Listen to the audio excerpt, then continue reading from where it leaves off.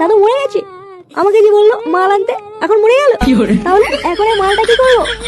না বাবা, এখন মাল দিলে হবে না, এখন ঠাকুমাকে সান্ত্বনা দিতে হবে দেখছি। যাই মা, ঠাকুমাকে একটা সান্ত্বনা দিয়ে আসি। দাদু, দাদু,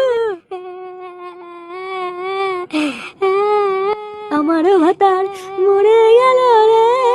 কি ভাতার বলছি না, এটা তো আমার দাদু হয়। মালা খেয়ে নেশা হয়ে গেছে দেখছি। আমার দাদু মরে গেল রে। ও দাদু গো, আমায় ছেড়ে যেও না গো দাদু। আরে বাহ, একটা সাদা ভাঙা গান হয়ে গেল মনে হচ্ছে।